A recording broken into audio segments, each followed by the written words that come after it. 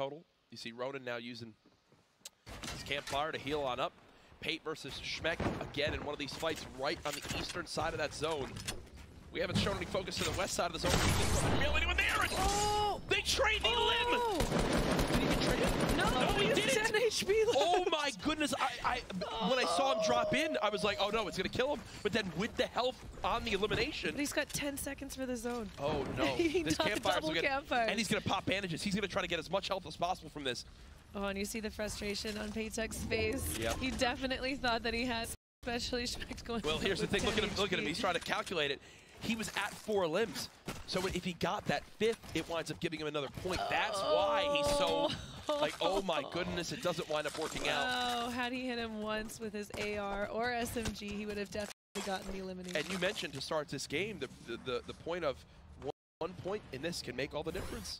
And right there, that 10 health could be the difference between where Schmeck and where Pate wind up placing on these leaderboards. Yeah, we'll definitely have to wait to see that final board and see if he did get out of the prize money because of that unfortunate occurrence. Yeah. But Punisher still on 0 eliminations. Every time we go to him, I just keep seeing him. Have we seen Vide get any HP? No. He did have that mini pot knocked off of him, but Pretty sure if one of these snowflakes falling hits Vide in the head, he's knocked out. Looks like he's dodging right now. That's what he's going back and forth and doing. If you're Punisher right now, you apparently just got shredded, is what I'm going to say now, because all that health is gone. Thankfully, as a chug jug, but this is what we talk about in these later game scenarios. When everyone's focusing each other, it's so tough to get this popped. It takes 15 full seconds, and Blue Team knows how weak he is. He's going to continue to try to spray this down. Yeah, and Punisher's also taking some pressure from behind. You see Poach and Bowman behind him. Gosh! Hang on. He's there. It is. Punisher's back in it. Oh yeah, you've got to definitely be flexing a certain muscle to try and get that one. There it is now. Blue Team, no healing left. Only 56 HP, 26 HP. This could spell disaster. Punisher, who was just on the back foot, trying to get the chug jug to be used, and Blue Team kept stopping him. Now at max HP, ready to take him out. But look at Blue Team's ammo. That's why he stopped spraying. He has 12 AR ammo left. Thankfully, he's got a ton of shotgun ammo, but he's going to be focused on those short, close engagements and unable to take anything long range. Fortunately, he has that jump pad. He'll be able to get into those close range engagements with that movement, but not in a good situation to be in. Tough spot to be in. We have about half the lobby now down. I know our man Cypher is over at the analyst station ready to break down some of the moments we may have missed. Courage, thank you very much. We have player Pearl, Game 2 winner. He's having his way in Happy Hamlet. He's putting a lot of pressure on Naga off, using his pickaxe to just break through and finish him off. We also have a bit of a fight that lasted a little bit too long between Pavzi and Monster, and we're not even too sure if Pavzi made it out of the storm. You guys go ahead and check on Pavzi and take it away with Game 3. Thank you so much. Yes, he has been eliminated up to this point. Pearl, though, still in this one. 3 elims to this game. 507 small ammo. Wow. 278 AR ammo. Over 1,000 materials already in the zone. Max shields in minis, and he's already got a big as well. He's the most set up for this late game of anyone we've seen yet. Yeah, not just in the zone, near the center of the zone. Yeah. He doesn't have to worry about any of those guys pushing in and sandwiching him as they push into the zone. And he's just got to sit pretty, wait it out, hope he can get a few more eliminations in that late game. But coming off a victory royale into those eliminations, he is feeling good. And he does have Fulmer below him, who you saw do absolutely incredibly to qualify for the Winter Royale. And above him, he's got Germ. But these guys just got to sit tight, wait for the zone to close, and hopefully they'll get the zone, won't have to use too much of their movement items, and get some more eliminations. But I don't think they're too worried about that right now. Not at all. Lanchok again. When one person begins to fire at you, it seems like everyone does, because they see someone's got to be vulnerable right now. Nolan, our Winter Royale champion, looking to see if he can continue to add more incredible items. Those sticky grenades getting thrown out on him. Lanchok is building for his life right now. And yeah, you see that that side third party on him, taking that elimination, and that's the risk you have. Thankfully, Nolan's going to be able to get the loot from this, but when you do all the damage and that third party takes that elimination and that health that you were trying to receive, it's got to be frustrating for these players. Oh, for sure. Well, there's no doubt about it. Grabbing everybody can get. Great job noticing the AR ammo on the ground.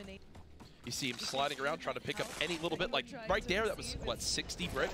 And with all that metal on the ground, exactly, what I was going to call out is he's going to begin to branch out here, spam these builds. He quickly looked at how much metal it was, and you might be thinking, gosh, why is he burning through all this? Watch this. He just used over 300 materials, goes back, immediately maxes on out, and you saw more metal drop again. So he's going to keep on building, and keep in mind that he has more materials to go back and grab. A sign of a great player. Ooh, Pearl picking up another elimination. Does take that slurp to hopefully get out of the zone. As he's Nope. No. Nope.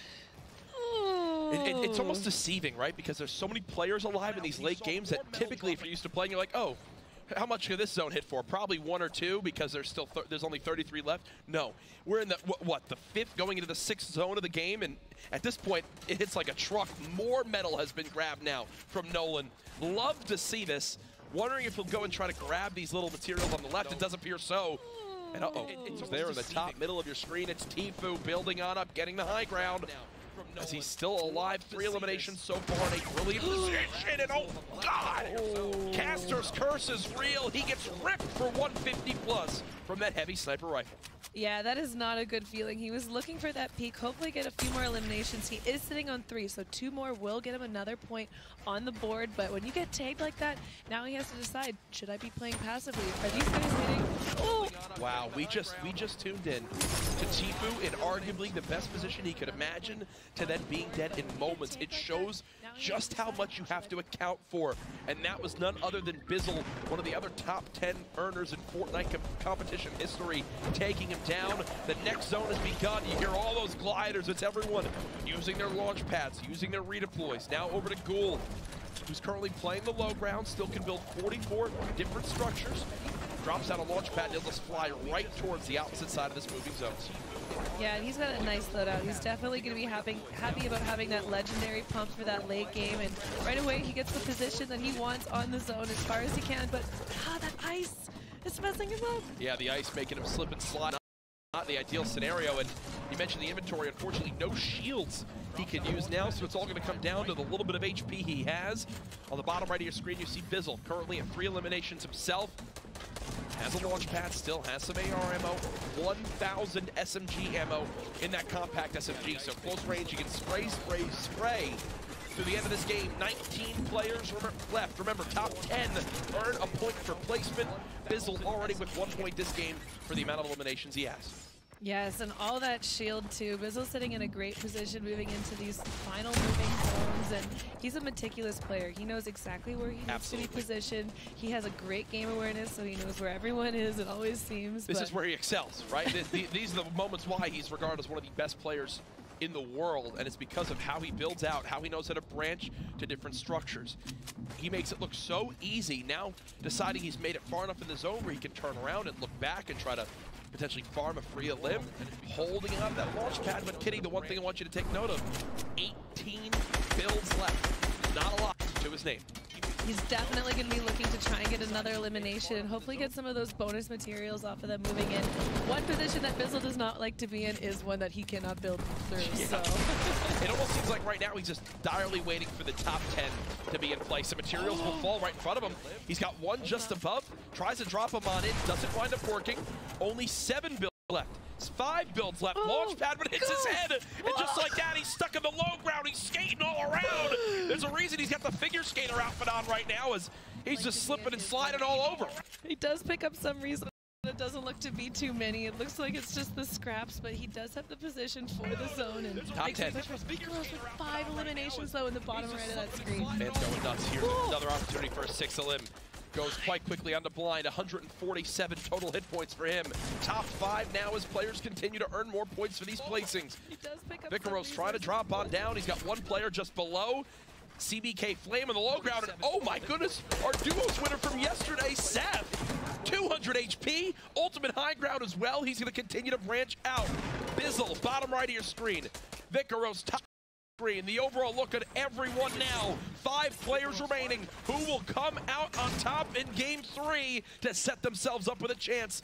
As we move on with the rest of the day, the zone still moving forward. Vinny alive in this game as well. He goes down. Flame drops too. Bizzle now the target. Saf ready to get involved. It's a 1v1. Saf wants the fight, but Vigoro's looking for his 8th elimination.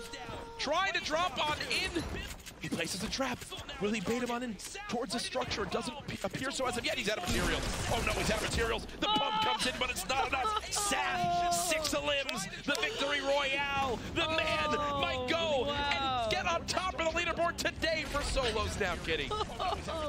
Absolutely incredible gameplay coming out of Saf today. Able to secure 6 eliminations. One more would have put him into that 3 points, but I mean, getting that victory royale and those 2 points for the eliminations, he's got to be feeling happy. I saw a ton of people online saying Saf after the performance yesterday, and from what we've seen in these skirmishes, he's got to be regarded as one of the better players in the world, one of the top 10, and moments like this will only continue to solidify that. Vigoro's tried to do what he could. You see great damage there, but it's just too much HP for Saf, and to be quite honest, look at his inventory. He could have kept on going.